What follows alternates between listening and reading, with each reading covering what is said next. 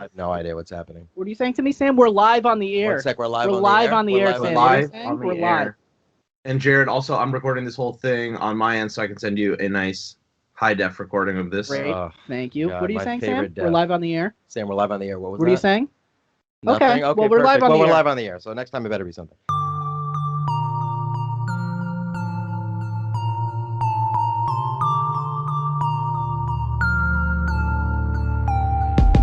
Yeah, we're recording. Okay, guys, we're recording. This is episode fucking 9. This is episode 9. We have a very, very special guest today.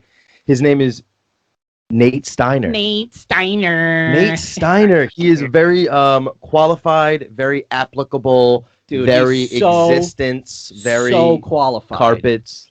He's got lots. He's known for his carpets. He's got a lot of stuff to do. He's going to be telling us a little bit more about himself. Nate, how are you? Woo! Doing well, but let's pretend like I didn't just invite myself, like usual. No. Dude, no, let us tell you something about Nate. This man has traveled the world Yeah. with Steve Aoki, Steve Aoki, Dioro, probably more people that I don't. There's probably other ones I don't even know about. They're at a higher elevation than everyone else at the concert. They're on usually like a square. There's people standing in front of them saying, "You better not come up here, dude, because this is the guy you came here to see." Mm-hmm. Nate Steiner. Yeah. Well, just tell us what you do. Yeah, Nate. Tell us. Well, so basically, I am an animator and production manager and VJ for DJs and rappers and bands. Wow. Now you're are you still like Dioro's guy? Yeah, I am definitely Dioro's guy at the moment. I'm his production manager, and then that's usually when we're touring. But right now, there's no touring, so I have so many questions about what you do. You have your own business now, though, right? You have your own. I am not. I'm actually an employee of Night Ride Visuals, so I'm the lead production manager for that company. Slowly working my way up to partner at some point, but very cool, dude. Man. You know what? Climbing the ladder. I would just like to say, I've known Nate for a long time, since middle school. Yep. He's come a long way from what was it, high school, on the senior cruise when everyone was calling you the glow stick kid.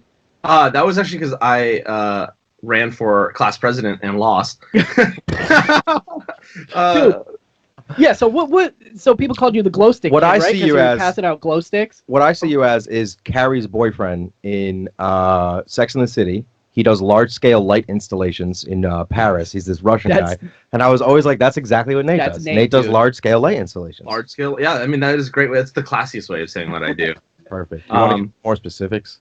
Want to give us more specifics, I knew you were gonna dude? say Like, something. come as soon on, as I man. fucking said that. But I mean, to go back to what Jared was saying, I mean, like, yeah, no, I ran for class president, and my whole thing was like, all right, cool. Like, there's only one thing that the class president does. They only have one job, and that's to organize prom. Oh, yeah.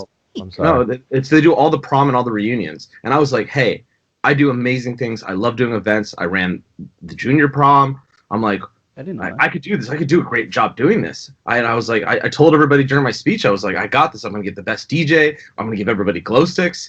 And that just stuck with you for your whole life. Dude, damn. And I remember a specific conversation that me and Rachel had with you, and we're like, oh, you're going to do lights? What are you going to do, lights for like Deadmau5? I don't think so. And then fucking fast forward. Yep, that's exactly. Have you done lights for Deadmau5? I have not done lights for Deadmau5, but I did. Mind. What a loser. I got to open for him though. The open. Yeah, DJing. The opening DJ didn't show up, so. Wow. Jared's furious, dude. This podcast episode is over. Oh my god, that's fucking crazy. That's awesome, dude. Do you do a lot of DJing still? No, not really. Honestly, like I do it casually, like when I just like to play around just for fun. But I just got so deep into the visual side of things. I mean, like I feel like that's a whole rabbit hole to go down. Like you got to choose audio or video or lighting. I mean, there's like so many different departments. You just got to pick one and get good at it. Yes, like someone asked me to DJ their wedding, and I was like, I don't fucking feel like doing that, dude. Like I got a job. I don't need to do that. Like if this was college, I'd be like, I'm all in. But I'm so over that. Thankfully, your job is like, that's your downtime can be that. Yeah. That's what your like casual thing is to DJ, to open for like a very successful DJ. Well, that's I would say a lot of the times that you climb the ladder in the music industry, it's just by being there when someone else fucks up. Mm-hmm. Like that's how I got my first lighting gig. Like really, somebody called out sick, and like the venue was like, "We're so screwed. please, so anybody, please come in and run lights right now. And I was, well, I'm here. Wow. Have you ever turned a light on before? That's we so need dope. you. Yeah, and then the DJing for Deadmau5 thing was literally just I was at Bijou in Boston, and the opening DJ just didn't show up, and the manager of the club came up and was like, They were "Cool, just like, Nate, someone play music. yeah, someone please right now." How long was your set? It was like an hour. Oh, that's a real. Did they pay you for it? I mean, I was on salary at Bijou at that point, so I just got paid my day rate for being there. But I mean, that's sick, dude. They're like, yo, we should start doing this more often. We should have the day rate guys DJ. We're saving a shit Did you ton of money. Did you get to meet Joel? I did not meet Joel. Okay. Yeah. Well, I know him by Joel, so Yeah. you know about me. Jewel, the singer? Jewel. Yeah. Wow. Yeah. The Jewel is Deadmau5. That's Yeah. awesome. Before we go any further, though, You want to do the? we have some cocktails made by our longtime friend Mindy. It's Fable Cocktails. Fable Cocktails. And we're gonna try it. We're gonna try it for the first time. This on one air. is called a raspberry gin fizz. Nate, you don't have one, but if it were possible, I want you to know that we would have thought of you and given you one of these. Now I'm gonna do fancy. You're gonna go over the ice. I'm gonna go over the ice a little bit. Okay, and then I'm gonna pop a little bubbly on you. Okay. Ooh. Because we've already taken 2 shots because I was trying to get excited for you because I was nervous. And clearly it's backfired. It's not that this guy's got no fucking energy tonight. My God, it's not that I have no fucking energy. Okay, it makes me nervous. He's so successful, and I'm still waiting on a background check so I can do fucking DoorDash. Okay. I don't know how to open We're this. talking about me, dog. You gotta do a little fucking clippy clip. Oh, it's a twisty twist? Yeah. Whoa, dude. Oh, the whole thing. Oh, it's a. Actually, hold on one second. I left my drink in the other room. I'll be right back. Oh, this Okay, is perfect. great. Dead air. Not gonna be dead All right, air, dude. Oh, look at the thing he has in the back. Pour it a little over the top, like she told me, and she pour over. Wait, is that what a pour over is? I don't know. She said to put it in a coupe glass. I don't know what that is. A rounded martini glass. All right, Mindy, Fable Cocktails. Here we go. Let's give it a taste. Wow. That's very refreshing. Wow. That's really good. That's pretty good. Hey, what are you drinking? Probably White Claw. Mindy, this is very good. Yeah, if you want some like custom cocktails, and I guess they do catering. Hey, what are you drinking, you fuck? I am drinking an Absolute grapefruit and rosemary. Loser. Yeah, so this smells good. This is very good. Check it out. Fable Cocktails. We'll put the Instagram. Yeah, we'll put the link below. The link below. Yeah. But Nate, I got a lot of questions to ask you about your job. All right, go for it. I got a lot of answers, man. All right, good. I fucking hope so. All right. I don't know that yet. Because so when I first got into EDM and stuff, I would consider your job probably the dream job, besides being like an actual DJ. Mm-hmm. Yeah. But being older, I don't like. If I'm at the club like past 12, I'm like, I want to fucking go home. Like, do you still like rage and shit, or is it kind of just like a job where you do the lights and get off? It is 100% a job.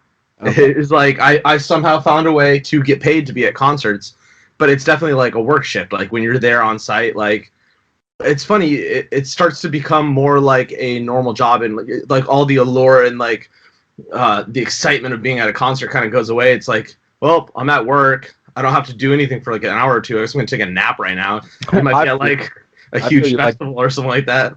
Yeah, right. That's kind of what I imagined. Like when I go see Eric Pritz, I'm like, dude, he's not on until 3:30 a.m. Like, Jesus Christ, how does he do it? I always liked the environment of clubs. I like the idea of like you belong, like you're supposed to be there. Whenever I would work events, like big ass events, I liked that I was like, I had a reason to be there, and it like wasn't like to party. Like it was like, oh, this guy like. Yeah. I like walking through crowds and be like, I got something to do, dude. Like I can't fucking do this.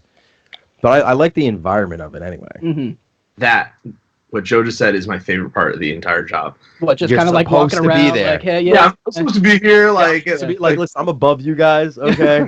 Yeah. Now, what about when you're touring and you're going to like ultra fucking Somalia? Like, doesn't that get tiring? Ultra Somalia. There's an ultra Somalia, right? No, there's not. Yeah. No, I'm just joking. You went I to think all of Somalia is pretty ultra. Ultra, like Thailand or Japan. I performed at Ultra Japan. I've done Ultra China, and then quick. When you say you perform, you mean you put the lights on? Yes, yeah, I am performing. So I'm performing the video side of the show as well when Dioro is on stage. So he's on the stage. I'm at the front of house, which is what Joe said earlier, was that little platform that boosts you up, which gives me a better view of like the stage and everything like that. Oh. But isn't that like, does it get crazy? Because I mean, DJs they have shows every day, like 360 days out of the year, right? I would say most DJs actually really only perform like maybe, you got to remember that like I'm only there for their big shows. So like on Monday, Tuesday, and Wednesday, they might do like a podcast or like a digital stream, or like their management is always trying to keep them booked, keep them busy, keep their face in the news. So I get brought up for those big shows, but those big shows are typically only on Fridays and Saturday nights, maybe Sunday, maybe Thursday. So I would say 4 nights max. So you work 2 nights typically.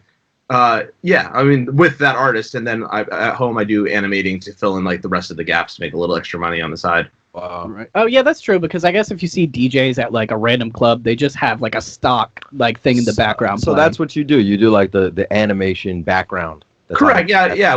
So our company specializes in video. We started as a video company. We've since expanded to doing more stage design and production management, and we bring in laser and lighting guys. But we're definitely a video company. I think that would be. Do you have to loan kit out like the car?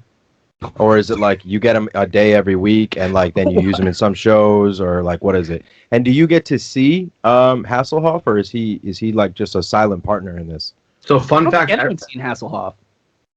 Not since SpongeBob, but no. Kit gets a little cut of the budget every single time the lights go red from the left side of the stage to the right side. That's a royalty right there. Well, listen. Nate's in for it. That was a Knight Rider reference. If anyone got that. I got that right. I didn't I saw get it him at all. smile. That was for you, Jared. Yeah, I know. Oh no, I got it. Because he's looking at me like, oh, look at this look at this stupid fucking but he doesn't idiot. get it. But Nate has a little smirk. No, I mean I got it, and it's an all-knowing smirk. It's like, I know you, bud. It's like he tossed me his jersey at the end of the game. Hey, bud, I saw you out there. Mike. I saw you working out there, radio, but your teeth are fucked up and you're Cuba Gooding Jr. Wow. So we can't have you on the team. You can't be on the team if No, you're Cuba you can't Gooding come Jr. on the bus. So Dioro, he seems like I don't know, because he seems like a calmer sort of DJ, like an older, like, because I imagine you might not live like the DJ party life, but I'm sure a lot of other DJs like get fucked up and he shit. wants to know, and do you go out and do you do that? Do you I want to know. Like, what's a crazy? Tell me like a fucking cool one. I want Dioro. I want him to shout out the podcast, and I want to open for him. I want your life. I'm gonna write down. Okay, I want your life. If you want the truth about Dioro, the honest truth about it is that he is like the kindest family man in the entire world. So, as for raging parties, no. See, that's perfect. That would be perfect for me. But I actually really prefer that, because I mean, like, don't get me wrong, like when you're at the festival, like you definitely can rage. Like I've raged once in a while. Like I would say the best example of when I actually get the time to like actually party and enjoy myself would be like if we're playing a 3-day festival. We play the first day, and then like they might be able to. We can keep the pass for night 2, and so it's like I'll come back and I'll actually go as like a fan instead of like working. Are there other yous in your group? Oh, absolutely, yeah. Our company has like 22 employees. As for people that do exactly what I do, there's probably about 4 or 5 of us like touring guys, and then outside of our company, every single big DJ in the world probably has a Nate. So they have a guy that's on the road with them. So I at different venues all around the world, I bump into friends that I haven't seen in a while. You end up making like little cruises of friends that you kind of hang out with in random cities. I mean, are you the only white dude in the Dioro crew? Because every picture I see of you is like, what is he like? What is he, Spanish or Mexican? Yeah, he's Mexican American. He was born in the United States, but his parents are from Mexico.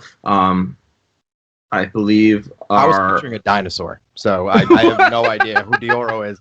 I was picturing I'm pretty sure he was like an inflatable dinosaur. No, but every picture I see of you, you're with like a bunch of Mexican people, and I'm like, that's awesome. That 100% is the situation. I mean, like, the best way I can sum it up is like the first day I got on tour with him. I remember I flew into Seattle. And I found out I was going on tour on Sunday, and I left on Thursday. So I had 4 days to get my entire life in order. And just that was literally, I haven't stopped since that happened 4 years ago, up until the pandemic. But I got onto the tour bus. We actually met at the airport, and everybody was speaking Spanish, and I was just in there being like, Hola. "Oh no!" I was like, "Hola, amigos." That's feel awesome. I worked at a Mexican restaurant in LA, and I'm just like, whatever you want to say to me, dude, Just say it. Just talk to me nice, okay? Talk to me I good. don't know what you guys are saying. Yeah, Now, but does he... Oh, wait, go on. I was gonna say everybody kind of as soon as I got there, everyone kind of gave me the eye, like, "Oh man, what's going on? Like, is this guy? Is he legit? Is he cool?" And then they ended up like giving me a chance, and one of the tour manager came up to me and he was like, "Yo, do you smoke weed?" And I was like, There it is. Yeah. See, senor. "Yes, I do." It's the fucking This gringo. This gringo gets down. So they loved me. They ended up like becoming good friends of mine, and I ended up becoming on the first tour. They called me La Flama Blanca, which means the white flame. What did I call it? Oh man, I had Diego El Fuego. That's what I said. You should say it. Diego El Fuego. That's a great name. There you go. We should definitely touch upon that later because I'm trying to figure out some good names for like a solo artist act, and we came up with Dan Diego would be a great name. Dan Diego. That sounds like a bad porn star. Diego Dance sounds like a bad one. Yeah. Pepsi Longneck and fucking Dan Diego. Well, I mean, Yeah, yeah, we could do something together. So tell me, like, I mean, this is like a very Tell like. me something, girl. Thanks. This is a very pointed question. No, it's Are not. you What is pointed? tired? I'm kind of Shut drunk the already. fuck up. I know you are, dude, because those are real drinks in the thing. There's a Mindy's whole drinks. drink. So you got a whole fucking. Very strong. They're too strong. And then we did a shot. Oh and wait, then wait another a one for second. Wait a posterity. second. What? It's Joe's birthday. Oh yeah. Happy birthday, Joe. Yeah, it's Joe's birthday. I just thought those tiara balloons on. were left over from Jared's birthday. No. Like, Oh my god, that's so funny. Yeah, I don't know if you can see the banner, but it says "We love mermaids." Jared set me up. I set him up good, dude. Joe is so surprised. Funny, Yeah, man. that's why we have all the stuff set up. It's Joe's birthday. Wait, Nate, your birthday is in March. it is in January. January 27th. Mine's February 27th, and Rich's October 27th. I think your And birthday's Joe's in March. is no, I don't Your know. birthday's in March, and your house has 2 staircases, and Yo, your birthday's house in March. Well, your parents' house. God, what a great fucking house! I walked into that house, and I was like, there are other things in the world, huh? There's a lot of other things that I think there's a lot of natural barriers to, and I didn't know there could be this many rooms in one thing. What do you do with all these rooms? What's wild too is my parents' house. It like is 3 stories and awesome, and is literally, I would say, half the cost of that house I live in right now in California. bro. I can only fucking. And I Please, live in a dude. small condo. It doesn't even make sense. My apartment, my 1 bedroom was $19.50 a month. It doesn't make any sense. Yeah, Dude, my we have- my other 1 bedroom was $15, and the one I paid for myself was $11.50 a month. My This is- studio, which was 220 square feet. This That's is $15.50. We have a giant basement Yeah, you have 2 area, floors. 2 You have a fucking bedrooms, townhouse, 2 yeah. baths. So yo, listen. In your travels, Happy what's birthday. Like, it's fine. I don't fucking care. I don't care, dude. I hate my birthday. March 13th is not my birthday. Dude, either. you look so because you're a little cranky tonight, and I'm you not a look little- miserable, but you're wearing a pink tiara. I'm that not says happy miserable, birthday. dude. You seem really cranky. I'm dude. not fucking cranky. I just hate my fucking birthday, dude, because it doesn't mean fucking anything, dude. But- It's just another day in another year. We're all going down to the cesspool, petri, just nonsense, naugahyde that is life. Naugahyde, dude. It's an A+ word. It's the material that the chairs on Who Wants to Be a Millionaire are made of. Wow. What a What? fact. That's it, though. It's not used for anything else. That's it, dude. That's the only thing. Dude. All right, what are you gonna say? You're gonna ask him some What's your dumb fucking? question? Tell me a cool thing. Like, I mean, I get it. Okay, you got a job. It's fun. Blah blah blah. What's a cool thing that you've done? in Dude, your that's like when you're on a date and you don't know what to say. Tell me. No, it's when tell you're me on speed dating. You have 7 seconds Tell me left. You're like, something how about was you." your mother met your father? bowling. Fun things? I mean, oh man, I've got a lot of stories. On one of these days that you had an off day, you had a ticket they gave you. Hey, we got Let me 2 tickets. let me There's ask you a 1 question. ticket. How much does that mic cost? Because I know though you got that professional mic right there. I actually don't know because it was a present. You son of a bitch, dude. Jared Let me is tell so you something. tactless, bro. Dude. He's fucking. Nate, you always just get shit. Remember at the apartment you had a fucking giant projector? You just got it? Well, yeah, it's because they were getting rid of all of them at the school library. And they were like, "Oh no, what do we do with all these old projectors? Does anybody want them?" And I was like, "Yeah." Yeah, but dude, who got the last laugh? Because guess what's in this fucking room right now? an $80 projector. Nope. Nate's Risk. Oh, I guess it's Yeah. not yours. No, it's Nate's. I took it from his basement, That's funny. but it was in front of him. I said, Nate, I want to take this, and he said, that's all right. And it's That's his all right. Risk Don't beat board me game. up. I was like, this is how I'll fucking get back at him, dude. Fucking successful son of a bitch. Yeah, but my man's rocking. So listen, on one of your days off, you got the ticket. Hey, we're gonna do the lights today. Boopity boop. Tomorrow there's no lights because it's the Sabbath, so you can have your ticket. We don't need you. What did you? So we were in Japan and we got taken out. One of the agents that was there, Best story I've ever heard. decided that he was going to take us out and show us like the real side of Japan. Because like DRO loves to go to the restaurants, we do all that kind of fun thing. But like as you said, we don't do the partying, we don't go to the clubs, we don't go that side of things. So the agent decided he was going to take us out and show us a good time. And we went to a Japanese strip club, and it was the whole thing a cartoon? It's so hard. No, it had. Oh, It had like raging hard. full production. I'm talking like a 6-person dance crew with microphones. All the strippers sang. Really? They were singing? Yeah, they were singing. They had synchronized dance moves. They had pyrotechnics. Like it was like I've never seen anything like it. And then they would do their full song, strip, and then they would walk around the room, and you would like slide the little dollar bills into their shirt. Wait, so the like, stripping was not the most exciting part? No, it was like the pyrotechnics and the singing. But they were actually really good singers. It was unreal. I've never been to anything like there. And so I sat down there, and then I definitely got a little bit drunk, and I started trying to make friends there. And then the agent came up to me, and he was like, "Yo, don't talk to those people." They were Asian. No, That's so funny. The Asian. The Asian agent. The Asian. Yeah, the Asian agent. But no, he came up and grabbed me and was like, "Yo, actually, don't talk to those people. Those are all in the Yakuza. You do not want to talk to those people." And like drunk me was like, missing their pink. "Oh, right. I can't just make friends in random places. People are not nice in other places." So now, are you like a strip club guy normally? Yeah. How do you feel? I actually hate strip clubs, dude. So, but something like that, I might be more into it. it was actually like for me that was just a really fun experience. It was like I like shows, I like concerts, I like the excitement of being in a place. I don't like the seediness of a strip club, especially because like I like how they I like the abuse, I guess, of how. So you like that feeling? You like that? I like the feeling of like no one wants to be here. I like the whole force. Yeah, dude. I'm really nervous about these cameras, so I'm just gonna check if they're check still the on. fucking thing because we got GoPros and like we're not sure if they're recording or not. So Jared gets up, he's gonna touch his, he's gonna say, "Oh, I'm recording." Perfect. Is that real gold? All right, we're back. So this would be what is considered Son of a bitch. What'd you order it off of? it is semi-fine. So yeah, it's dipped in real gold, but it is 0.925 sterling silver with gold electroplated on top of it. Because this same necklace in real gold would be like $5,000 each, and I don't have $5,000 for a necklace. That seems ridiculous. Someday. Took this back in here. No problem. Yeah, dude. I went to I've been looking for a gold necklace. I've always wanted a gold necklace. And I was in California, and I was looking at different stores and shit. I went to Tiffany's. I was like, they had one men's necklace for $10,000.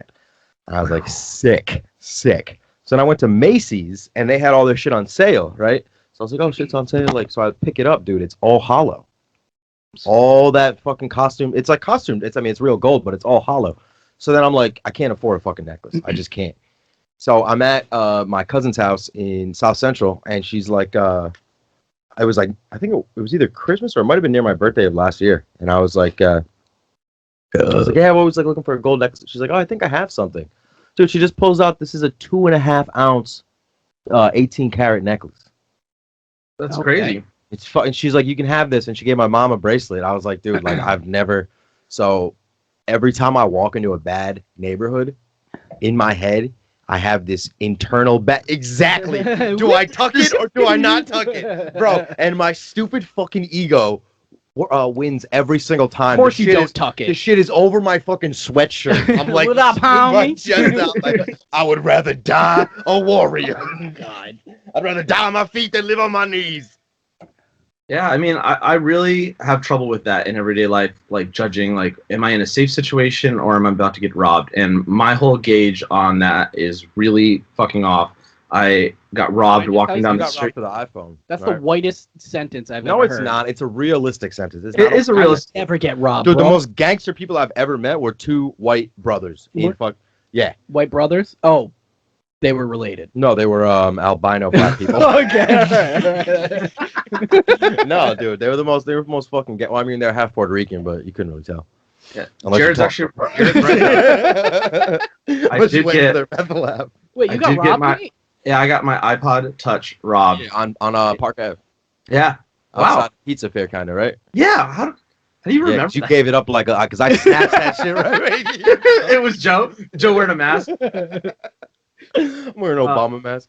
Oh my god. Yeah, I mean, I'm not religious, but I kind of feel like I deserve that because my mom like told me that she basically bribed me to finish confirmation classes, and she told me that if I finished confirmation classes, she would buy me an iPod Touch, and then they got me an iPod Touch, and then I got robbed like a week later. Yeah, psych. You fucking blaspheme, God dude. was like, you do not deserve that. Blasphemy! Snatch! Dude, I think my mom did the same thing. She was like, if you graduate confirmation, whatever the hell it's called, we'll get you a phone. Yep. And I did it. Everybody in my when we did not confirmation, what's the little kid communion? I had an all-white suit, dude. Like inside my Guinea mind is like everyone's mind that's all Italian has a white suit. If someone in a white suit, like some version of you was wearing a white suit. So, dude, all of my friends got chains. They got silver chains. And I was like, I want, like, this is dope. Like, everyone has chains. Everyone's a fucking wop. This is dope. We're going to get chains. Dude, when I finished my communion, I got a book it was like, congratulations on finishing communion. Here's a bunch of, look how nice this book is about God, and we're going to make the saints into little cartoon characters. Dude, if I could have eaten it, shit it out, and then ate it again like a rabbit who died, I would have done it. You were like, oh, what That's am I exactly what I saying? said. I got your fucking mind. Oh. What's for that? But yeah, dude, I feel you on that. Like, what do I do? What don't I do? I learned a long time ago, though, that you have to just, well, the fake it till you make it. I was like forced to be tough artificially until one day you wake up and that's just like you just have a stink face That's just on. you. Yeah. So, dude, everyone I walk around, they're like, dude, why are you pissed off right now? I'm like, I'm not even pissed off, dude. You're pissed off. You're pissed off. No one's gonna take my nothing. My defense on that, and you should try this too, is be broke as shit and have nothing that anybody wants. Mm-hmm. And then you walk around and then you just look at some people that were gonna rob you, and now they start to Do feel it. bad for you. Yeah. And then you start to get stuff from robbers. I think that's why you got away with all that stuff in Atlantic City. I think that guy was gonna rob you, and then Yes. he's like, "You're so broke that I feel bad." Bro, Mans watches the watches the podcast. podcast. I love it. Yes, That's awesome, dude. Night Ride Visuals, baby. Night Ride Visual, shout out. Yeah, big shout out to Night Ride Visuals. Check us out on Instagram. Our But website. we always talk about this, and I'll tell you, you're like the fucking inspiration. Did you finish the rest of you're gonna be drunk as shit at the end of that, dude. You're not dealing with it if you get loud. Oh, you're not dealing it? Yo, one time when we were at 95 Oakland, remember a long time our first ago. apartment. It's like 10 years. We're at an apartment, 95 Oakland. We're all playing fucking GameCube, and this fucking idiot. No, you weren't. You were playing Borderlands. Nah, we were in 4 chairs and we were all doing something. So you don't even fucking remember. I don't remember. Dude. So we're all sitting there, and he literally just starts going. Dude, I remember my. Because I remember in my head you were saying don't be loud, and I was like, Oh, you're gonna tell me not to be he's loud, gonna you tell me little not. bitch. I'm gonna scream. And I Dude, he just- literally, he wasn't screaming anything. He wasn't yelling. He was just like a steady, static scream. I had to get up and like put my fucking hand over his mouth. I was like, shut the fuck up, dude. He's like, no one's gonna tell me what. Dude, like 4 years of So my you're life. gonna get drunk. That's what I'm saying. I don't do Back that. to what I'm When's the saying. I'm last going time on I a did- tangent right now. You're fucking messing me up. I'm going on a tangent, and my head is getting sweaty because you're making me drink all these fucking esoteric cocktails from fucking hippie ass cocktails that taste delicious. Oh, Hey, Fable cocktails, very you know, good. shout out. But listen, Nate, here's the thing about you. Here's the thing about you, Cody. Oh, is that you got a clog back there? Is that a Can clog? you stop asking him how much his shit? You got a clog? This guy has a literal career, and he No, still it's a- broke his it's a heart moog. in his fucking brain. Oh, it's a moog. Listen, It's a moog. listen, Nate Steiner. We're young. Oh, Nate. Nate? Guess what, dude? We already went through that. Did we, already though? did that. But listen, more so. You ever miss Rhode Island? I 100% miss Rhode Island. What an idiot. I think. Oh wait, so I mean, like this That's is the like, person who's back from California in Rhode Island. yeah, moves back home. He's Yeah. like, yeah, it fucking Idiot. sucks here. Whoever moves back is an idiot. I'm a hater. I'm jaded. Nah, go. I think after traveling the entire world, I've realized a couple of things. One, the rest of the world sucks. What was that? The rest of the Say, world. principles suck. Oh, the rest of the world sucks. Oh, yeah. Like after doing extreme world traveling, I can tell you that the United States is just more comfortable. There's more accessibility. There's more things. Like you don't have to worry about like, hey, did I brush my teeth with this water that's gonna make me shit my brains out for the next 12 hours? You don't have to worry about that here. But if I want to go, yeah, but what? Yeah, but what about the dancing and the passion? you've been to like Europe. It can't be that bad in Europe. What's the best place you've been aside from in terms of comfort, in terms of somewhere you felt safe? Have you been to Space Can you Ibiza? shut the fuck up and let him say his thing? have been to Space You Ibiza. fucking bitch, dude. What is Space Ibiza? Exactly. It's a club. Oh, I actually Ibiza. Ibiza. Ibiza. My favorite club at Ibiza would be High. High has the best. Is probably my favorite club in the world because they have another stage in the bathroom. So when you leave the main stage to go to the bathroom, there's another DJ playing in the bathroom, so you can go and enjoy that concert. And there's like literally a dance party in the line while people are waiting to go take piss. All the samples are shits and farts. There's no men or women's restroom. There's just one restroom. That's how it should be. And they have 200 stalls. There's no urinals, and so everyone can go in the stalls. You can go and fuck in the stalls if you want. You can go sell drugs in the stalls. They're just that free down aspect, that what you just said, was what made me stop and like try to think of where we're talking about. There's 200 stalls. Oh yeah. What the fuck? I feel you on the bathroom part though, dude. I did Seth Rogen's Hilarity for Charity. Don't try to. No, it's me and him. Don't try to out. Well, I'm not. I can't. I can't out. I'm just trying to like somewhat keep up with his stories. Okay. I was watching Jimmy Fallon. Ever heard of it? On my 32-inch flat screen TV. But no, so we there were porta potties, and you had to go through the right porta potty. You had to like figure out which one it was. Oh, and there's it's the only one with a fucking security guard. Yeah, you go through the porta potty, and it's not a toilet, and through the back is another door, and there's like a secret club in the back. You think we don't know that? You know how many music festivals? Wait, really? I haven't been to one fucking festival, one concert. Oh, Joe, I'm done with that, dude. You are my guest. Please be my guest. I would love to take you to music. Seriously, I haven't done shit, but I went to a show with him, and he was crip walking. Bro, I don't know any other dance. Dude, I don't know any other dance. It was the first day we got to California, and oh, that was fun. Dude, it was Boys Noise. Yeah, but it was Boys Noise Records like 10th anniversary. Yeah. Dude, we're standing in the back. Bro, we're standing outside because I smoke cigarettes. The only time in our history where me smoking cigarettes has benefited we're Jared. Like in the patio. I'm like, dude, I was like, that's no. You didn't even say it. I said it. I was smoking a cigarette, and 10 feet away from us, there's a dude with a fucking haircut. With the hair, and I'm like, is that fucking Skrillex? It's like Skrillex. Dude, it's Skrillex. It's Diplo. They're just walking. Flux they're doing Pavilion walked by. Anna Leno walked by, and then we got to see a Dog Blood set, which they don't do that often. And Joe's fucking crip walking. I didn't know anything. That's awesome. I mean, I didn't know any other dance. I think that's amazing. I wish more people would crip walk. It was so. Have you ever? I'm assuming you get to meet like a lot of DJs, obviously, right? Yeah, of course. Is there one that you've met and you were like, oh fuck, like really starstruck? To be completely honest, I don't get starstruck over like I was just gonna people. say that. Like, DJs don't they don't like, for me, like the only person that would really be like, holy shit, I can't believe I'm hanging out with this person, like Bill Murray. That's like someone that I'd be like, oh my god, like Jim Carrey. Yeah, but what about like if I met Eric Prydz? It would mean nothing. He's a dude. Would it like Fatboy Slim? That would mean nothing. Fatboy Slim, maybe.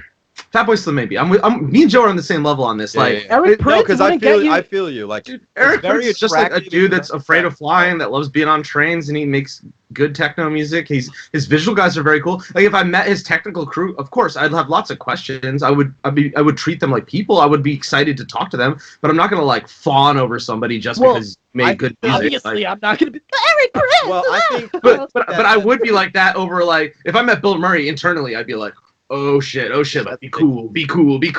I think the veil, like once you break it, like the veil is a very big part of the austere nature. So like he's in the industry. Well, I mean, and I'm not saying not to compare, but just like the little bit I had when I was on the episode of Wahlburgers, once you get to see behind the scenes of like how it's made and shit, it's like you're like, oh, these are just fucking people, and like, you know, just it is what it is.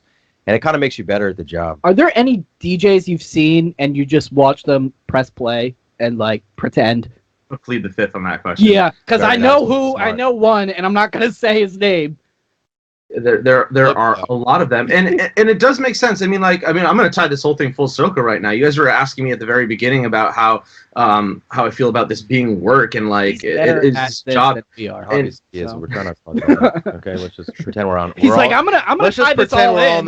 I'm gonna make this episode way better than it would have been. Let's just give him a chance. But it's like.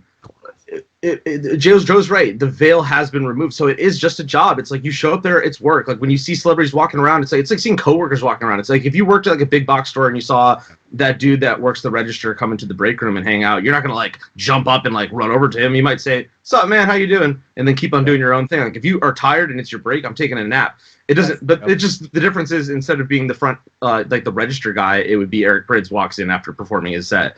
And like he's coming into the back of stage, I'm hanging out back there. I might say, "What's up, man? Great set." I mean, like you can be polite. So when you first started, though, were you like, "Oh my, like this is"? I don't think you were. I don't when think you first started. No, because like I was like, as soon as I was on, I like really had to make sure that like I was like that's a big thing. My A game was on. I had to make sure that I was cool. I was so worried that like I was like around all these big DJs and like I just wanted to make sure that people were like, cool, Nate's chill. You don't got to worry about him. I wanted people to be like, he takes care of himself. That's fair. You're not working for your exposure. You know what I'm saying? Correct. You're not taking advantage of the small window you have with these people. It's like not only am I going to see you today, your job, what you're doing depends on my job, and I'm going to see you tomorrow. He's like John Stockton. Wow, you know? you are. You're just fishing. He's making Karl Malone look good, dude. Yeah. So he's not like John Stockton. He's more like the referee, I guess. No, I think it's more like a Stockton. I'm setting up these people in my industry set up DJs. I thought you were I think we have a three-way thing going on here, but wow, that's great. That's just like how I dream one night, every night. Every night. Go ahead. But every night, go ahead. Night. Go ahead. But yeah, I mean, like, I would say that's a really good way of describing what I do is that we help assist DJs to crush what they do. I mean, obviously, you're just as important. You really are. Like, I mean, like, if you think about it on like a literal view, like you both. If you didn't do your job, the shit would suck. Dude, if you went to a fucking DJ and they were just like sparklers, that was insane. How much you just interrupted me. That was the most. Yeah, but I'm glad I did because you're about to talk about sparklers. Dude, I faded into sparklers because I looked in your eyes. I was like, "What a rat piece of shit." Continue. I have a question. Onward. I don't know if it's good. This is going to be insulting. Is it another Mexican question? Because probably. So, did they? No. But so. Do they always dance, or is it just So if you're going on tour with Dioro. I'm assuming he plays the same set of his tour. Couldn't you just have the visuals like recorded? So that's a really good question. Yeah. What do you play the audience? How do you do Dioro? So there are. I mean, it's kind of to bring it back to your question. We were asking like, are some DJ sets do they just push play on the set? Yeah, like I know Deadmau5. He actually doesn't DJ. He like does the visuals, right? So Deadmau5 is doing some weird shit right now. He has like a full lighting console on stage to like control the lighting, video, everything together. Yeah. That's a whole other thing. There's a couple different ways of going about doing this whole thing. Like I would say option A is you actually have a DJ. So Dioro and Steve Aoki are both artists that actually play the whole set themselves. So they're actually on the CDJs. They're plays the whole set himself. Steve Aoki was so nervous about people making fun of him for not playing his set that he decided that he was going to do 100% of the set. He decided like Bro, a couple years ago. What? Not even I mean, come on. I saw him at Mysteryland, and it was Did you? ridiculous. What did you see? So, I heard. Yeah. He just plays the whole song, and then he just played the whole other song. I think this guy just do some buttons. Our team has been with Steve Aoki since around 2016, 2017, right around there. So I can't really speak for what was happening in 2012.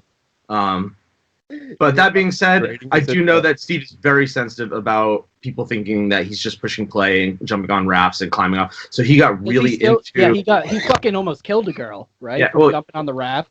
Yeah, her vertebrae suffered damage from the raft. And so she sued. No, he jumped up from like a. No, was it metal? Like hard? Was it hardcore? Yeah, it was. Yeah, it was definitely hardcore. But yeah, so I mean, like Steve does, and Dioro specifically, like they play their set song by song, and the order's different every night. So Okay. Even if it's like the Dioro whatever tour. Do they do it by he the doesn't crowd? just have. So like, they do it by the crowd, and then you have to do it based on the DJ's Correct. decisions. Now there are artists that play the same set every night, and it's because I'm thinking like Excision, like his Paradox tour has. Bro, he's not gonna drop names.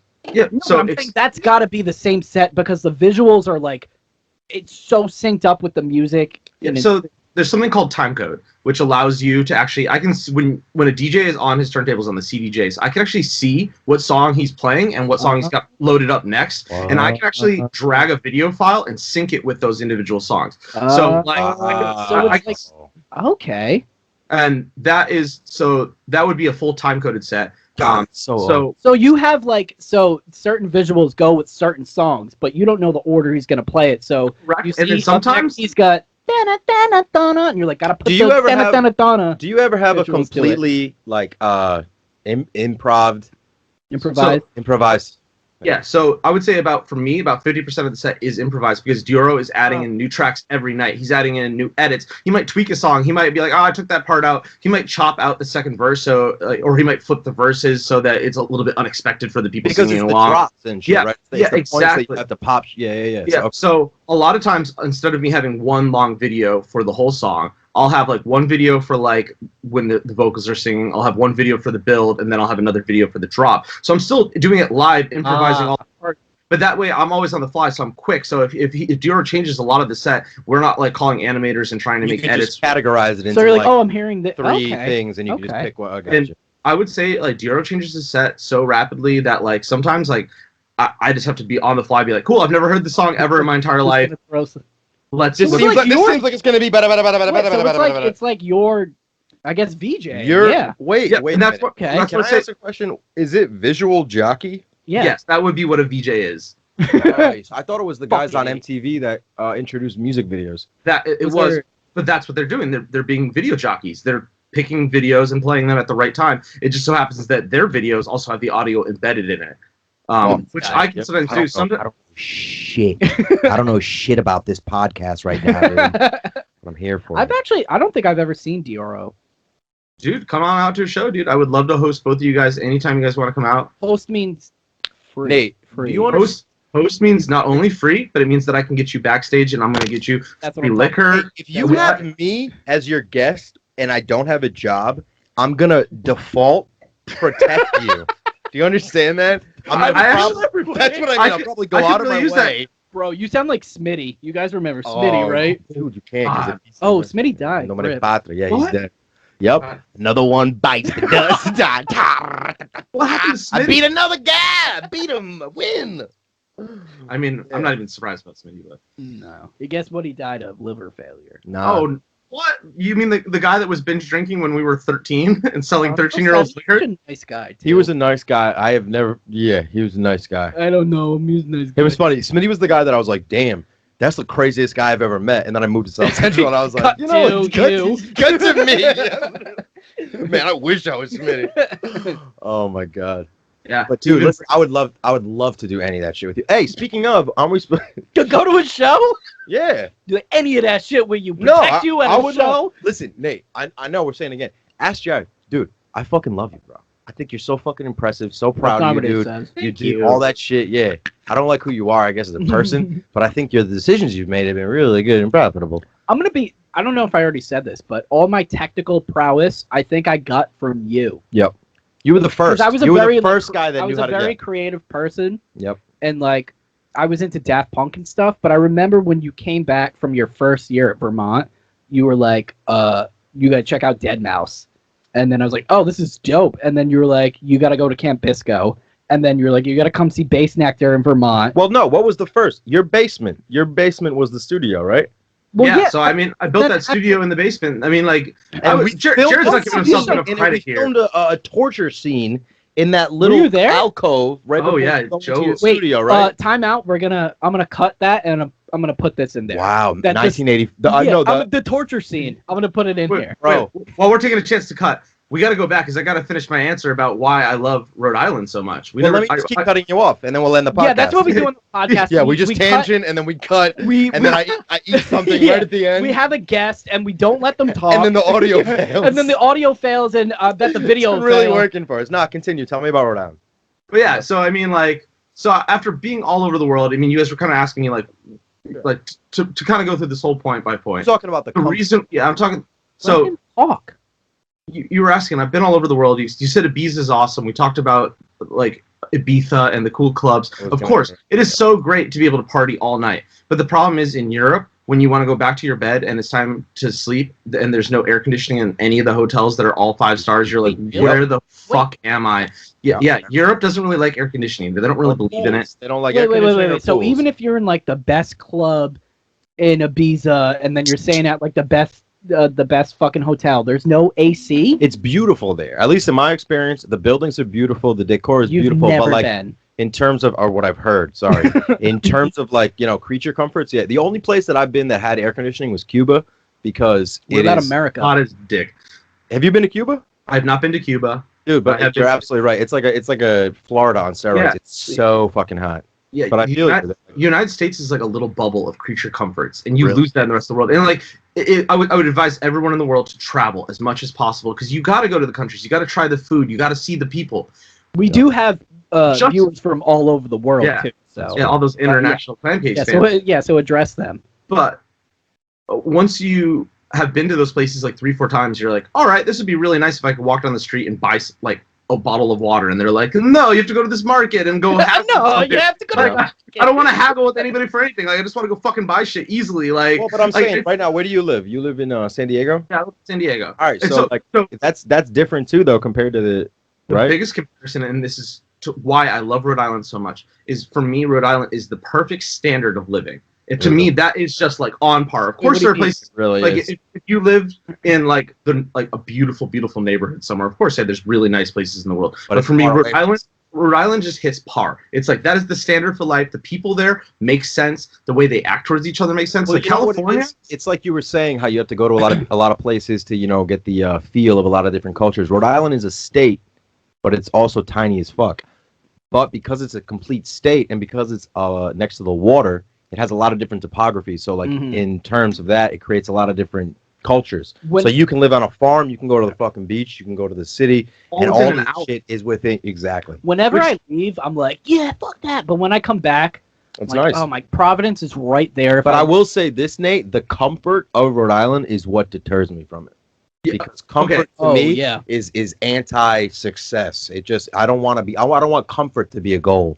That's why I'm out in California, to try and push my career, because I'm trying to make that one big stab at it. I want to see if I can either become like a famous producer, DJ. I mean, obviously, I feel like what's next for big old 89s? Yeah, so I mean, like Star One.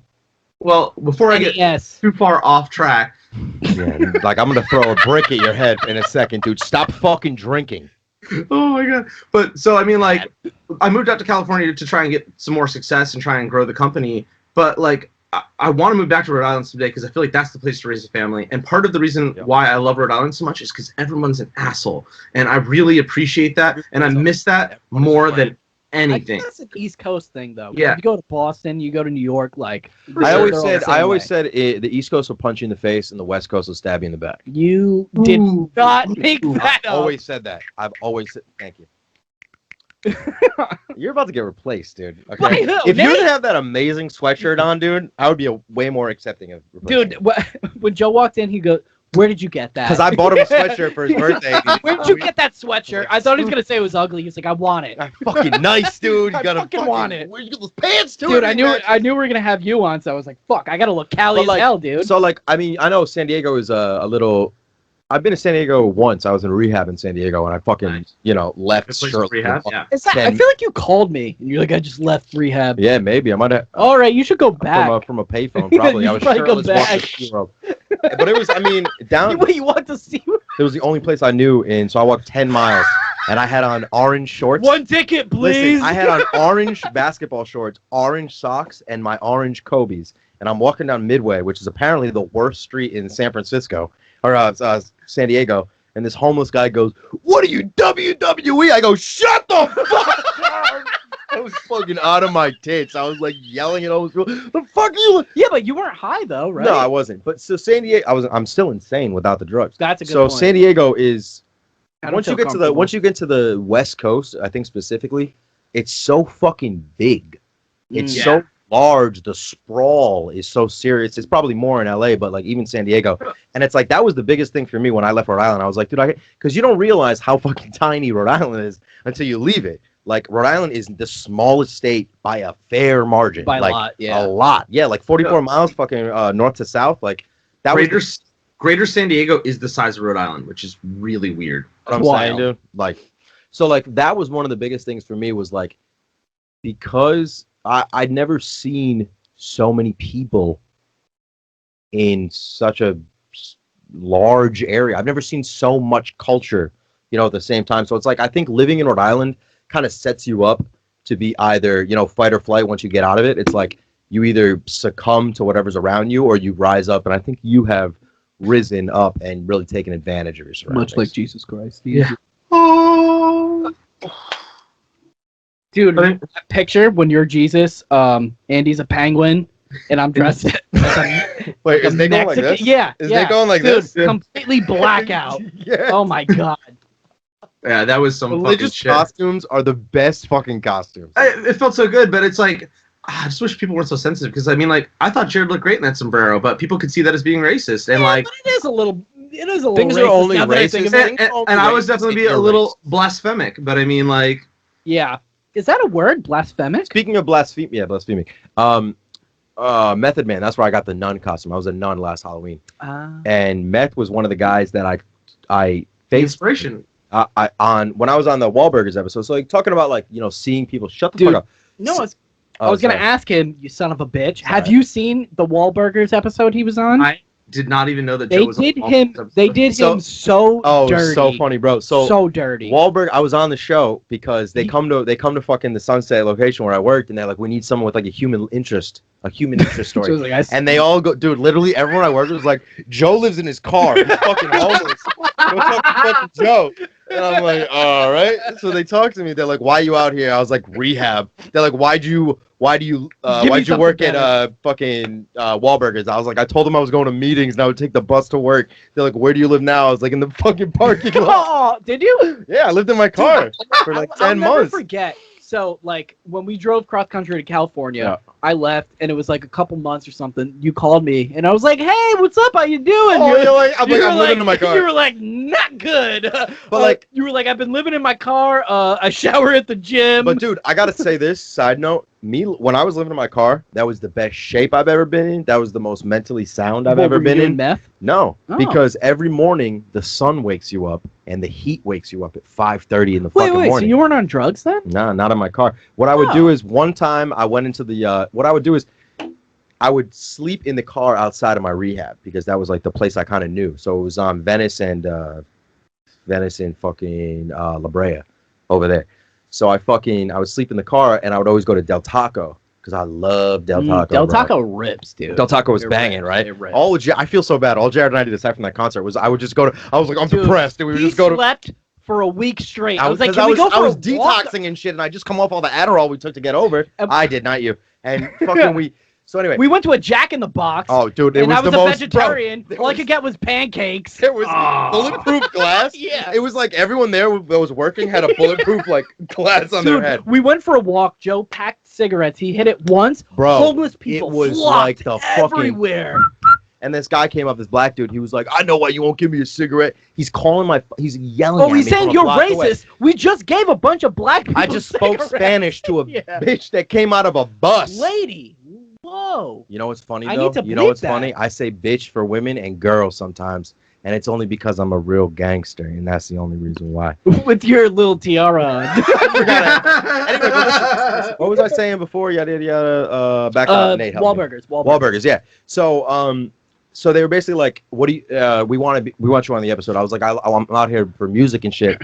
So for the episode, Donnie Wahlberg and some other dude from New Kids on the Block came in, and I would. This is the moment that I realized everything in fucking reality show is fake. Well, especially Wahlburgers. What is that on? What network? Dude, the Wahlburger Network? They had 11 seasons. Jesus Christ. I was on season 9, episode 5. Keep it. Amazon, baby. Season 9, episode 5. Check it out. So listen. So I go to the table. I keep looking at Nate as if he's the camera, but the camera's right near. I love it. Oh, you got a straight shot, dude. Yeah, it's working out for me.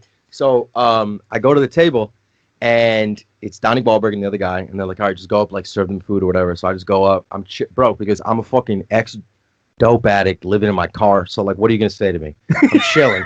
I'm chilling, dude. I'm indoors. I'm fucking chilling, bro. I'm happy. Yeah. So I go up, and he goes, wow. He's like, where'd you get all that swag from? And they go, stop, reset, camera 2, whatever. I'm like, okay. I back up. I walk back over. He goes, wow, where'd you get all that swag from? I go, yo. You just said that. It's all fake. So they take me. They're like, he's like, I want to help you out. Or like that day, like I'm talking about the rap or whatever. And he's like, so he leaves and then comes back 2 days later. And it's supposed to be like, oh shit, Donnie, this fucking camera crew there. It was supposed to be like Donnie's just eating, and then Joe comes up and he's like, oh, tell me about yourself a little bit. It's all fake. So the second day he comes in, he's like, listen, I was thinking about what you were saying. He's like, I want to help you out. He's like, I want to fly you out to New York and record a song with Naughty by Nature. And I was like, yeah, whatever, bro. I was like, bull fucking shit. We're from the same fucking area, bro. I don't believe you at all. And he's like, nah, seriously. I was like, whatever. A month goes by. Wait, though. They had like a one shot with you saying like, yeah, like I'm really grateful for the opportunity. No. That one shot is from after we did all of this shit. I'll talk about the one shot. I was going to say, I thought you'd be like, bullshit. I'm in a black t-shirt. So listen, a month goes by. I'm at work on a Friday.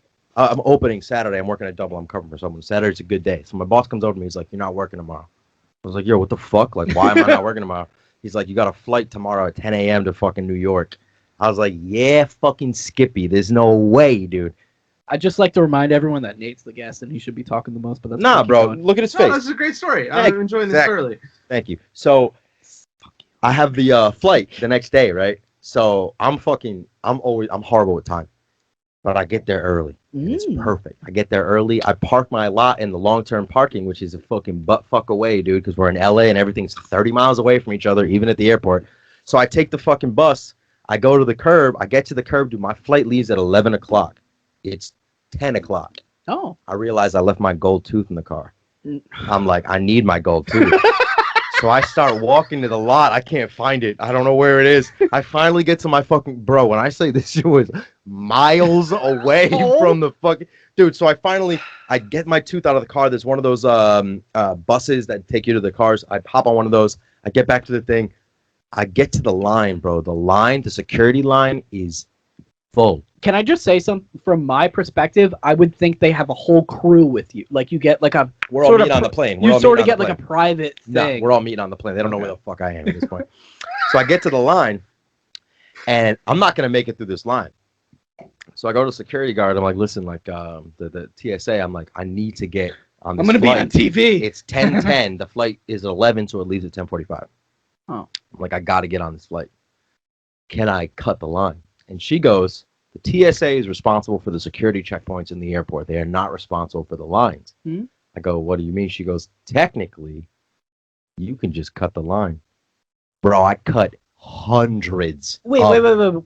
The TSA serve the checkpoint between international land. So wait, and you the just fucking walked state land. by a bunch of people. I literally had my bag on me. I went, sorry, cutting the line, going around. Blah, Were blah. you getting screamed at? Oh my god, fuck! Where the fuck? I was like, get the fuck out of here, bitch! I'm supposed to be on TV. I get all, bro. When I say I took one of those plastic buckets out of an old lady's hand, like the thing when it slides, she's about to put her shit. I went, Put her shoes. She honestly, just took bro, her shoes off. I'm not even joking. I might have said yoink. I might have even said yoink. I might have went yoink, you old dork. Throw my shit in. That they were just like, so I go through the thing. It's fucking. It's about 10:30, right? 15 minutes. I get to the gate. It's C9. I remember this gate. I get to the gate. They're like, the gate changed. I was like, sick. I'm sure it's super close in this huge fucking airport. That's the size of the state I'm from. They're like, it's like whatever, F13. Bro, I had 7 minutes. The bag I'm taking is a leather Lagerfeld bag. It's the nicest bag I own. My cousin gave it to me. I found it in her shed. It doesn't have a shoulder strap. Stole it. So I have to carry it like this. It's heavy as shit. I put it on my shoulder. I book it through the airport. Like, I come around the corner, dude. It's like 10:44. I go, stop the plane! Stop the fucking plane! They fucking let me on the plane. Talk about clipping, dude. I fucking get on the plane, dude. they're like, the producer's sitting right there, Lauren. She's like, "Oh, Joe, you made it." So I get on the episode, whatever, blah blah. We do the episode. Wait, I have a question. Yeah. Did they like check in with you in the morning? Like, hey, Joe, Nah. we're getting on the. I mean, they might have given me a text or whatever, but bro, I'm so horrible with everything that's like adult. I mean, if I was like a producer, It doesn't matter. Show, That's the thing. That's the other thing. You're so replaceable. So I get so to then maybe they just wait the next day, or just say we'll do a new episode. Donnie Wahlberg. This dude is fucking touring still. He's 117 years old. He's still touring. Man, so fucking great guy though. So we go to the thing. We go to KG Studio in New Jersey, or over the water in Hoboken, I think. So we fucking we do the thing, and they're like, Donnie is like, who were some of your influences? And I was like, my favorite rapper is Masta Ace and Method Man. I didn't know that. Yeah, Masta Ace is Method Man, my favorite. So he's like, dude, when I say like 3 minutes later, Donnie literally just calls fucking Method Man on his phone. He's like, we got someone that wants to talk to you. So I'm like, dope. What? But gives me the phone. Donnie gives me his phone. I'm FaceTiming with Meth. He's looking at me. He's like, oh, what's up, Joe? He's like, I heard you were...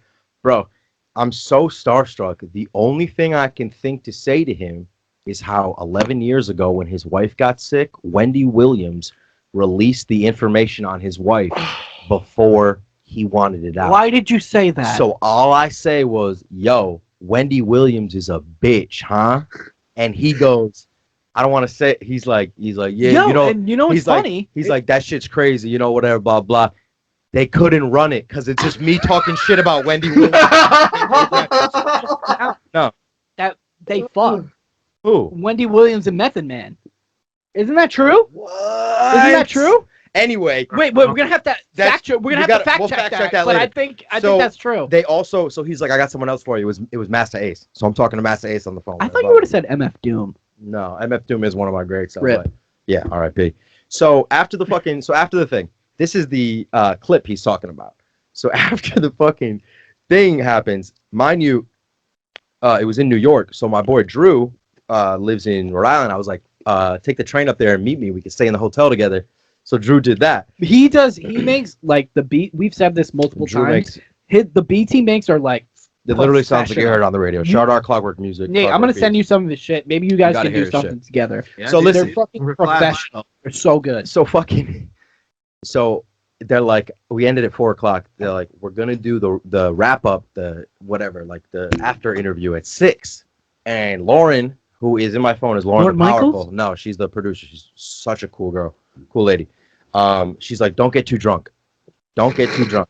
That's a recipe for getting drunk. Don't get too drunk. Yeah, right? But bro, I just left the fucking... Now, mind you, I was in the studio with Donnie and KG, and I had bars. When I say I rapped over 160 bars, every time they put me back in the studio, I was rapping different shit. And at one point, Donnie was like, no, rap that shit like Dope the Way I Lose. He rapped my lines back to me. I was like, this is super fucking weird. That's sick. Yeah, right? But I'm like, I'm on cloud fucking 9. I'm like, we're going to get Drew. We're going to get fucking drunk.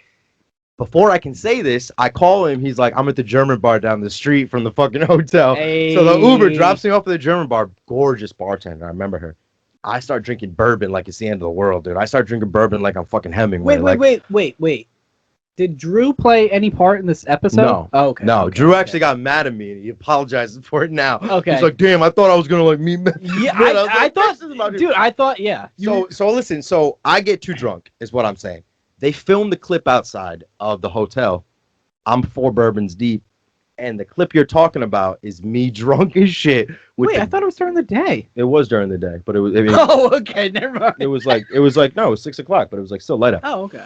And I'm just, like, talking about... Now, you know I'm Italian, so the hands start getting higher and higher and higher and higher. I'm like, damn, it's like the fucking opportunity. Like, I can't believe... And I'm looking into the distance. I can't believe, blah, blah, blah. And I got my tooth in. I can't believe all this.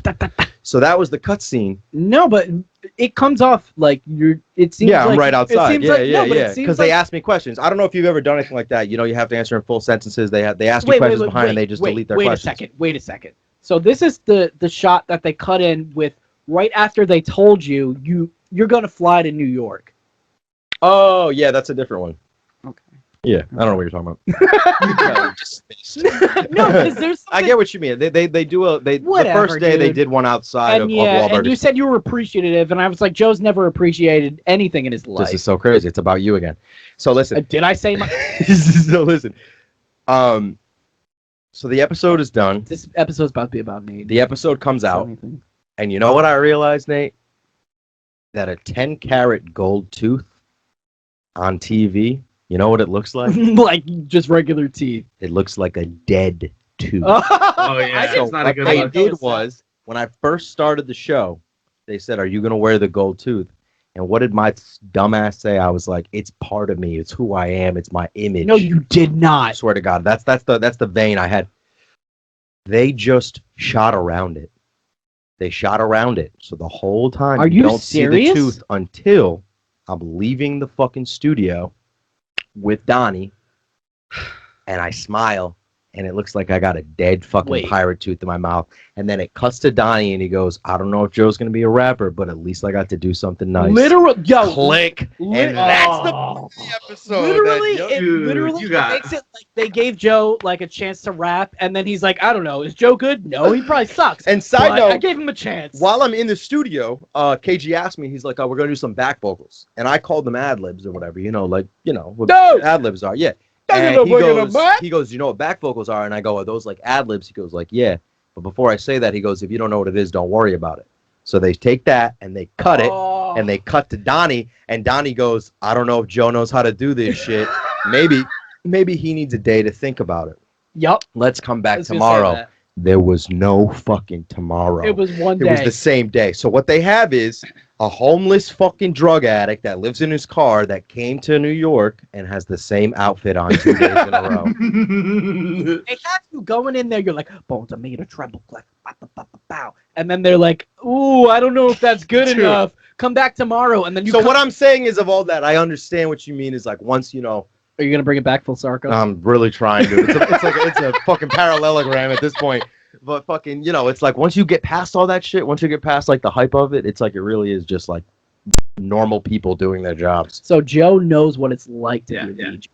It really truly is just normal people doing their normal jobs, and it kind of like, I don't want to say it ruins it, but it makes it into something different. It's like it's a business. You see people trying to make money, and like there's so many people that there's jobs just to like I don't like that. I don't like how they cut up the scene to make it so that it works better for them, but it doesn't actually work better for the person. It sucks, but you have to compartmentalize it because there's so many different aspects. I wonder, like as a DJ, I wonder if it's better to like treat it as a business, as a job, or if it's better to like, treat it as like a lifestyle. Nate exists, right? So I mean, Nate's part of it is real.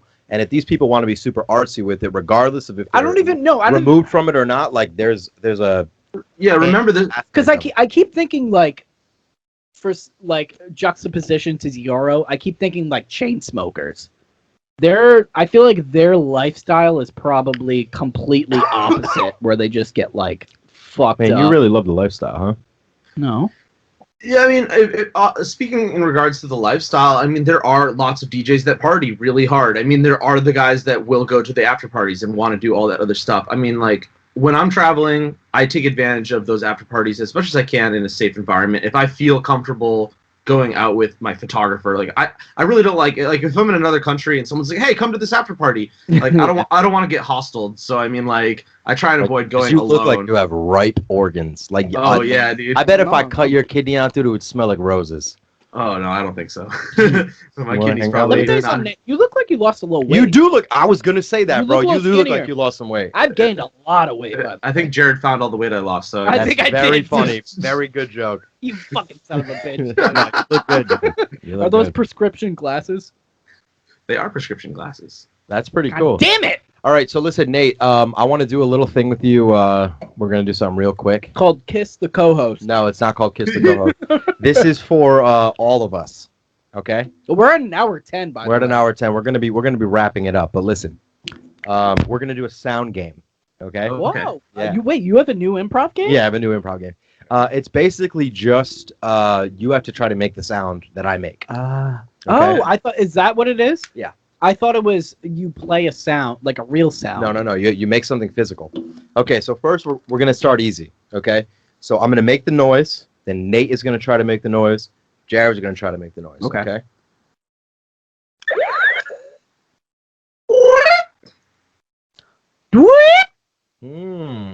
Play it again. Play it one more time for. One more time. Okay.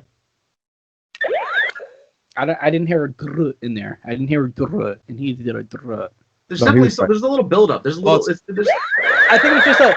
Oh, but you didn't go. Ooh. All right. Exactly. Okay, we're gonna do one more. We're gonna do another one. That's gonna be a. It's a fucking, He got it, dude. fucking glass, dude. I'm gonna cut this with you banging it and him going. What? All right, ready?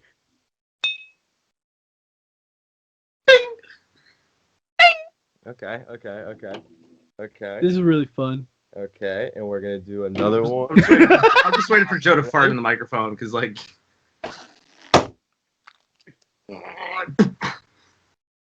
Oh! And we're just gonna do one more, and I think that's gonna be it. Let's do a one-word story. I feel like we should wanna do a I feel one-word like we story? should do one-word stories Let's do a with all of one-word our story. guests. Okay. You know it from. I know it. I have been shocked by how difficult this is for other It's people. not difficult at all. Just think about the life you've made for yourself But compared we're to gonna do that. because you're getting cocky with it, so you got to do it quick. Nate's Yeah, getting. You think supposed to his be like- sound, the sounds that Nate made. No, were he just said. cocky. He said, "I'm surprised that they said it's difficult." Nate goes, boy, you're like, oh, excuse the fuck out of me, dude. No, he said, "I'm surprised they're making it so difficult." I've been watching the other podcast and Jared will be like, I'm gonna set this up easy. He'll be like once. And they're like, And like "Hard." instead of someone like saying a pond, someone will be like avocado. And I'm like, Did you once say- avocado? Like I what the told you- fuck? I told you, my boy. I go, Wait, all you right. said it. You said this on 3 podcasts. No, number 4. I go say a word. He goes 70. I go, what the fuck? That is a word, I and know. So I mean, like, yeah, you could be like 70 ducks go to the mall and they bought. Ooh, this guy's so getting closing. cocky with it, dude. Nate is the best I've ever heard of this. All right, let's go. I'll start. Yep. Today, There. Was a. Big. person. No, you No, waited too long. But I gave him a heart because I gave you an adverb, so that's tough. That's tough. All right, we'll start. We'll do it again, Don't and know if I that's an won't. I adverb. won't stop. It's not an adverb. Like it's an adjective. Monday, Was A. good. day. Because I Like turtles.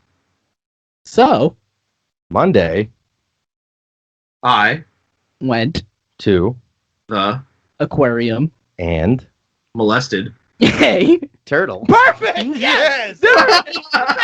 Very good. I like it. I think Yeah, we're at a dude. I think Nate, we're good. I gotta tell you, this is one of my favorite episodes. I gotta say it out was of all the episodes. no, it was very Nate. It was very fun. And you know what's fun? It's because I've never had the experience of having someone else have a life that you can fall back on to talk about. Can I ask you one more question? Jesus fuck. When people ask you what you do you go, "Oh, let me just tell you," and you feel real cool when you say it? I do. But Because as I of late, like saying I'm a software developer. I feel cool. Like I can only imagine what it's like to say, "Yeah, well, I travel around with DJs." So I would say the last couple of years, I definitely have been a little bit of a braggart about it, and I started to find out that wasn't working for me because people want to know too many details, and I found out that I don't really want to talk to an Uber driver for a 45-minute drive. Oh no! Um, not So talking now about I've started telling people that I'm an accountant.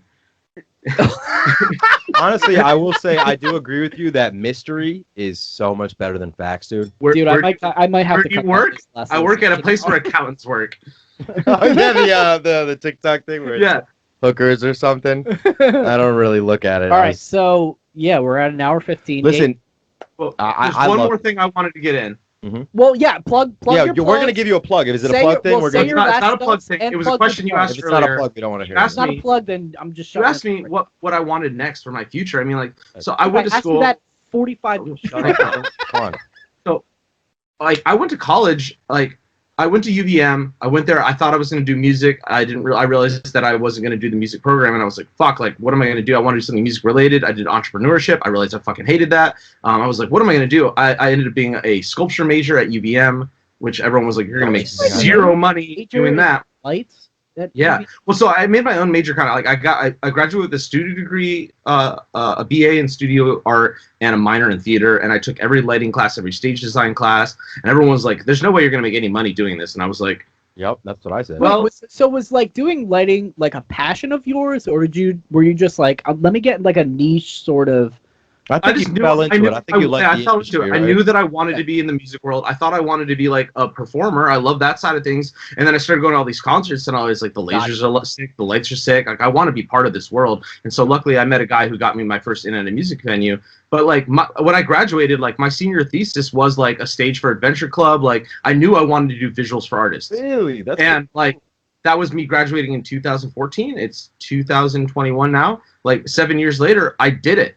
I did what I did my dream. So now it's like, now what? It's like, what am I going to do now? And you asked me like, what is my dream? What's next for Nate? And like, I think I really want to bring specifically you two in on my next project. Me or the band, you two, us or you two? I think he means the band. You Specifically, mean Bono? you two, as in Bono, The Edge. No, you two asked. But like, okay, so like you asked me like when I sit there in bed and it's 3 a.m. and my anxiety's running and I'm fantasizing about what I want to do with my life, you two are there in my head. Like I want to do something. After you jerked off. This is before. During. This is what's building that feeling inside of me. That's before he lights the candles. I think that I don't know. I'm a firm believer.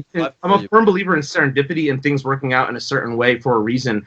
And I can't help but feel that I met you two because we're gonna do something like big. Like I think like all these pieces need to come together. Like No, you're right, because if there was anything I could do, like if there was an aspect of it that was bringing all the people I loved into my shit, like that would make the job even like that much better. That's the only thing that I want right now is like I want to see you two on stage with me at Coachella, all rapping together. Like I think like Jared. Wait, rapping? Did you say rapping? Not yet. Yeah, I did say rapping. You want all of us to be He rapping? wants me to rap, dude. He doesn't want you to rap.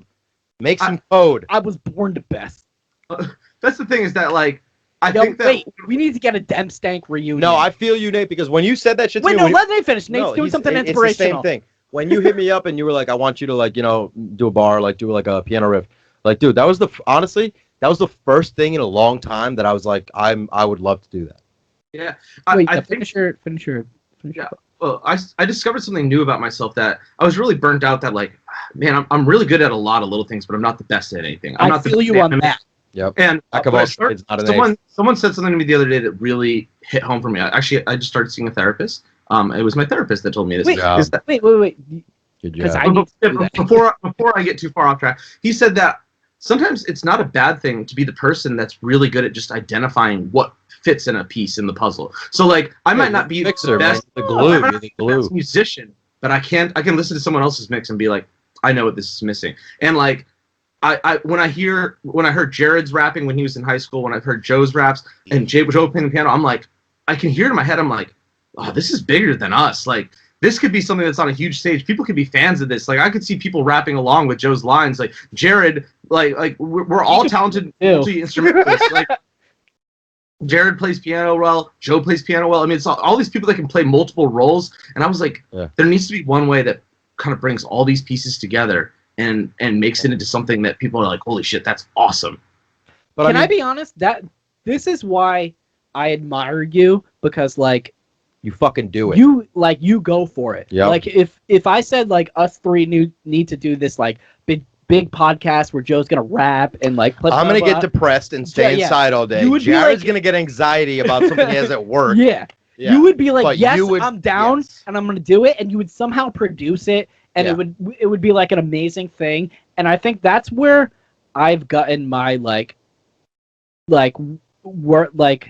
ability to like see things through to fruition. Because you're the kind of guy that like we've seen, like you've been working on this since fucking who knows when, and now it's come to fruition. Because like I wanted to rap, and you're like, proof. All right, I'm gonna fucking figure out how to like work Logic. I'm gonna get it for free. We got to do something together. We did it. You're absolutely right. We got to do something together because you guys have crazy skills, and I just happen to be born well to talk. I use Joe happens to be one of the most talented instrumentalists I've ever met for no reason. It's almost like God blessed you with like the greatest gift in the world, and you somehow wasted it.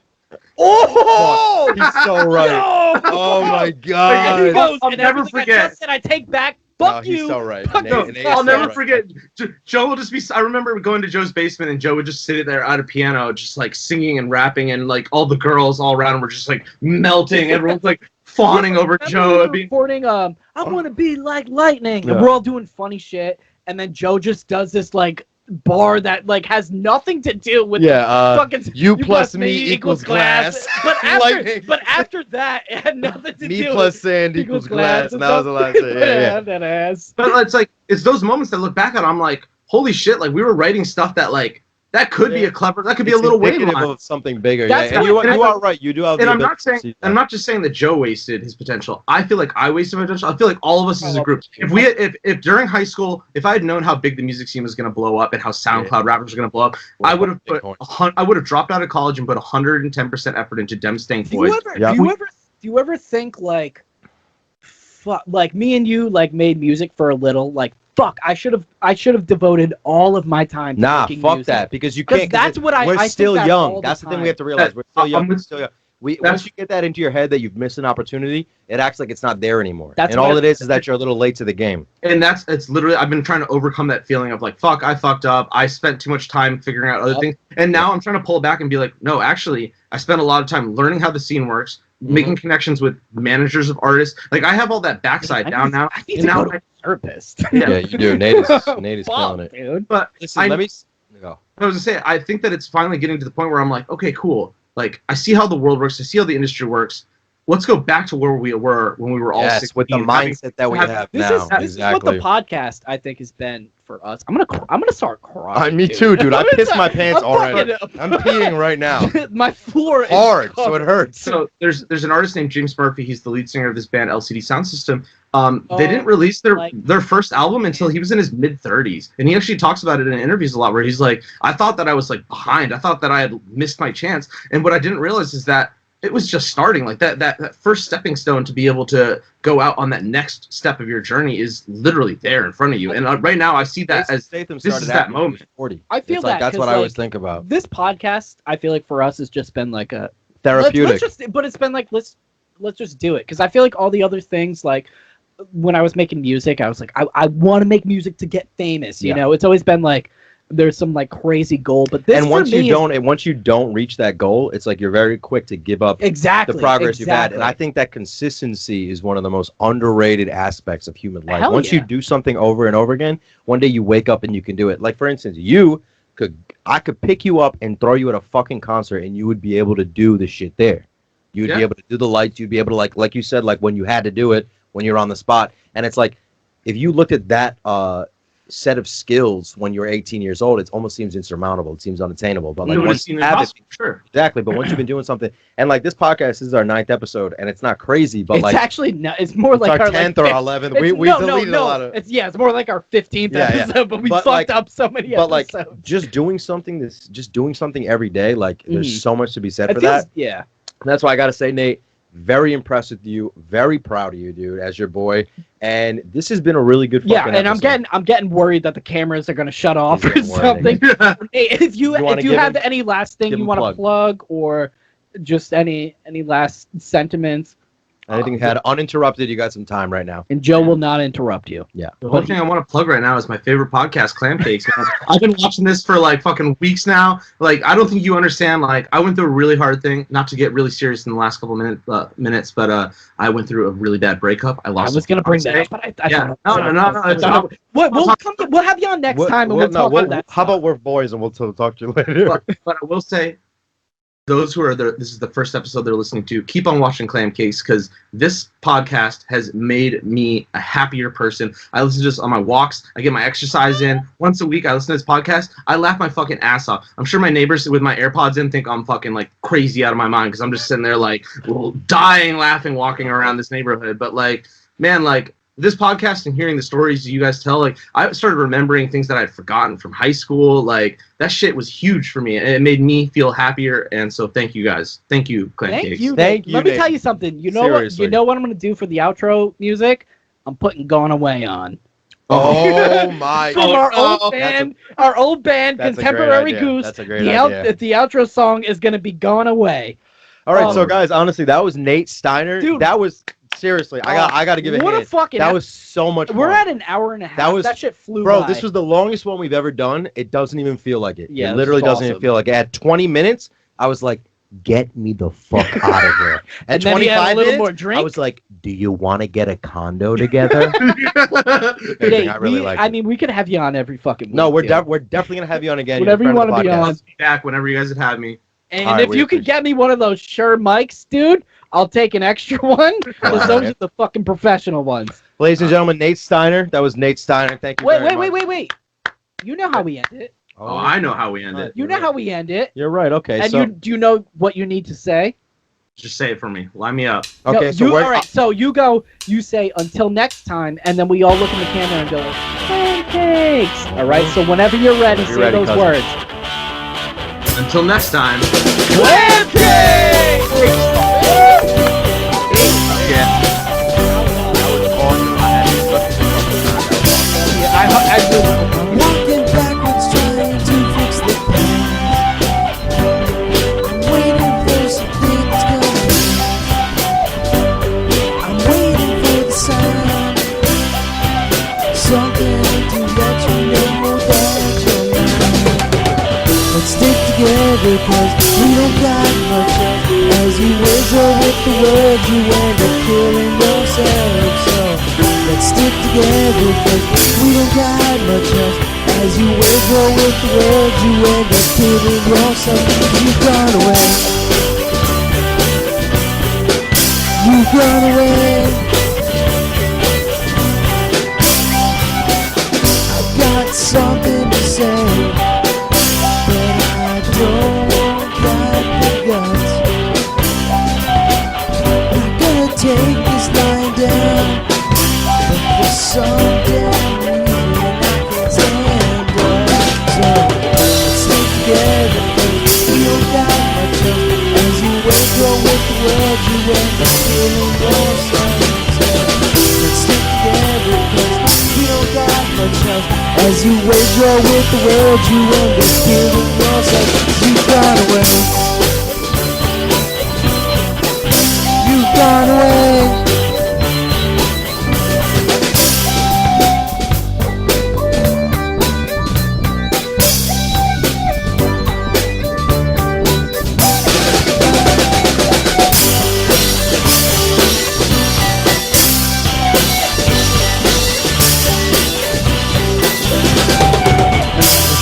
Together, cause we don't got much else. As you wake up with the world, you end up killing yourself. So stick together, cause we don't got much else. As you wake up with the world, you end up killing yourself. So let's stick together, cause we don't got much else. Let's stick together, cause we don't got much else. As you wake up with the world, you end up killing yourself. You've gone away.